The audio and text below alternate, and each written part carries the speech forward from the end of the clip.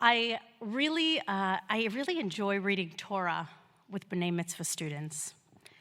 I love hearing their perspective and their thoughts, but most of all, I love watching their surprise when they find out how flawed our foremothers and our forefathers really are.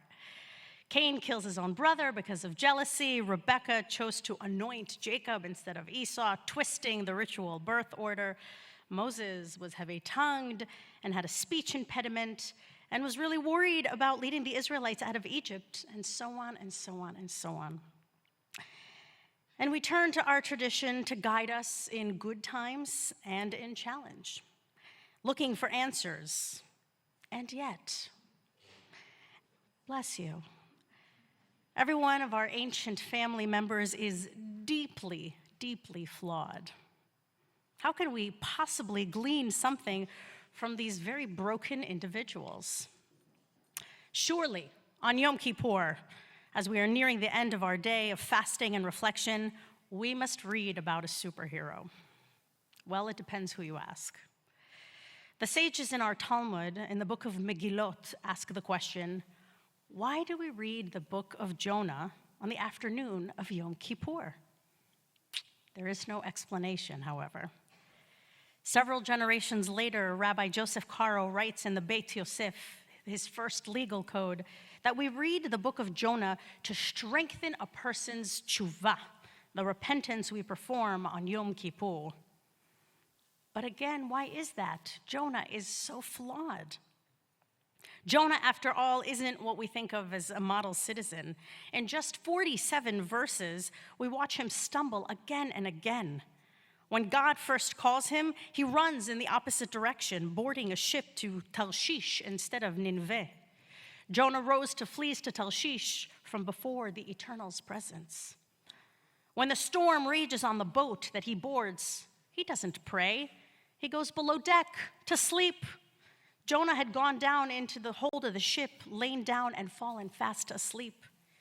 And when the sailors cry out in desperation because the ship is going to get lost in the storm, it is they, not Jonah, who turn to God and say, please, Eternal, do not let us perish on account of this man's life. And even after being swallowed by the great fish, Jonah's prayer sounds more like self-congratulation than repentance. He says, when I was in trouble, I called the Eternal, and God answered me. You cast me into the depths. And when the people of Nineveh, against all odds, actually listen to Jonah's warning and turn back to God, Jonah is furious. This displeased Jonah greatly, and he became angry. He sulks outside the city, angry that mercy was shown, and then mourns the death of a plant more than the potential death of an entire people. He says, it is better for me to die than to live. From start to finish, Jonah resists and complains. It feels like he is almost intentionally choosing the wrong thing each time. Is he doing this on purpose? I don't think he is. Jonah, like all of us, has blind spots. Things about himself and his view of the world that he really doesn't see. He's not intentionally trying to defy God. He's making the best choice he can in that moment. Our psalmist understood this about human beings. Psalm 19 states, who can discern their own errors? Cleanse me from my hidden faults. A direct acknowledgement in our tradition that we often cannot see our own blind spots. We always function with the knowledge and feeling we're experiencing in that moment. Whether we are aware of it or not, we carry our whole selves every single time we take decisions, we walk into a space, or interact with others. But how can it be that we all enter the world with this kind of subjectivity? Who is right? How are we able to discern truth in this way? Perhaps this is why our earliest name was not the perfect ones or the all-seeing ones, but ivrim, the Hebrews. To be ivri is to be one who crosses over. And I'll just make a small note that in Hebrew, the word for blind is iver, which sounds like ivri, but the vet and the vav are not the same. It's not the same, it's not spelled the same way, but they do sound similar.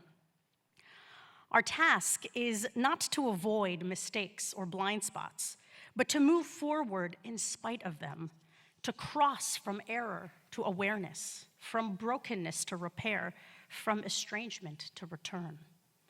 We are not defined by flawless vision or by our willingness to keep crossing over again and again. Our calling isn't always to find objective truth. Our calling is to recognize that we each function with certain blind spots and be willing to approach one another with humility. Now, you might be thinking, well, surely science is not this way, objective with right and wrong. Sometimes. Science also has its blind spots. We make decisions and heal people according to what we know in that moment. Think of how often science itself has shifted course as knowledge expanded. For centuries, physicians practiced bloodletting, convinced it would cure illness, until later evidence proved otherwise. Astronomers once charted the cosmos with the Earth at the center, what felt like an indisputable truth, until Copernicus and Galileo reframed the heavens. Even in our own lifetimes, medical guidelines have changed. What we once thought about nutrition, about the safety of smoking, or even about how viruses spread has evolved as we learn more. Science, like us, is always in process. It seeks truth, but it does so knowing that every answer is provisional, waiting to be refined by the next discovery. Science has the scientific method to reach conclusions. Our legal system has laws, debate, checks, and balances. Medical practice has always relied on trial, error, and evolving evidence. What do we have? We, my friends, have tshuva. We read, reread, examine, and study the story of our forefathers and our foremothers, and we learn from them. We learn with them, not just their mistakes, but from the notion that tshuva is a lifelong journey. In Pirkei Avot, Ramban Gamliel reminds us, do not judge your fellow until you have reached his or her place. This speaks of the limits of perspective, and by extension, our inability to fully grasp even ourselves sometimes. But our blind spots aren't handicaps. They are a window to our humility and our limitation, a reminder that only God knows and sees the full picture. We are perfectly imperfect, and that is what makes us unique. And it's confusing because our society today has us believing that perfection is what we seek. Hide your wrinkles, take this pill and you'll feel all better, get that credit card and you'll have that luxury vacation. These are metaphors for playing pretend. Our wrinkles show that we carry wisdom. I have a lot of wisdom. A pill doesn't always get at the root of the problem. Rather, it can cover the symptoms of a greater issue. Having good work ethic is what brings us joy, not all the money in the world. Being human means being broken. That is what makes us unique. It's what gives us purpose in the morning. The rabbis understood this human condition long before psychology gave it a name. In Bava Batra 16b, we read the simple but profound line, En Adam ro'eh chova le'atzmo. A person does not see their own guilt. It is a recognition that we are, by nature, partial witnesses in our own trial. We don't have the vantage point to look at ourselves from the outside. And so, just as Jonah thought he was justified in running away or justified in sulking at God's mercy, we too can convince ourselves that our actions are righteous, even when they are not. This is why Jewish tradition insists that judgment cannot rest on a single voice, not even our own. The Talmud teaches that a person cannot testify on their own behalf. We need others. We need a community to help us see what we cannot. And Yom Kippur takes this even further. We confess in the plural, ashamnu, bagadnu, gazalnu. We have trespassed, we have betrayed, we have stolen. Because none of us can fully name our own faults, the community joins voices to hold a mirror that is larger than what one person can reflect.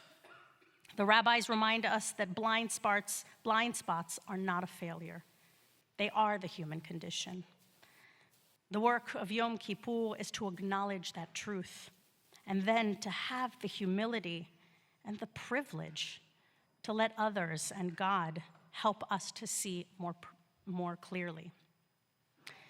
And if this is true for us, it must also be true for the people we meet.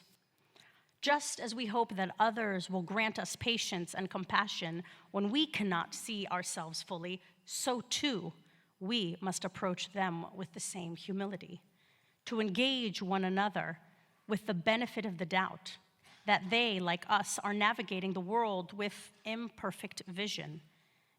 This, in and of itself, is a sacred act. As Jonah sails towards Tarshish, the sailors confront him, demanding to know who he is. They are desperate to uncover who is responsible for bringing the storm upon their ship. And they said to him, "Tell us, you who have brought this misfortune upon us, what is your business? Where have you come from? What is your country? And of what people are you?" And to this Jonah responds, "Vayomer elehem ivri anochi, ve'et Adonai Elohai hashamayim ani yirah, asher asa et hayam ve'et hayabasha." I am a Hebrew, he replied. I worship the eternal, the God of heaven, who made both sea and land. The Hebrew is ivri, the one who crosses over. Ivri is not about being all-seeing, but rather to keep moving, across mistakes into learning, across blindness into sight, across despair into hope. On this Yom Kippur, may we cross over together through our blind spots, through our flaws, through our fears, and toward a future where compassion leads and humility guides. To be ivri, to be a Jew, is to never stop becoming, to never stop learning, to never stop seeing one another more fully. May this year be the year we return with clearer vision, softer hearts, and the courage to walk forward together towards truth and forgiveness and love. Ken yehi ratzon. Ken yehi ratzon.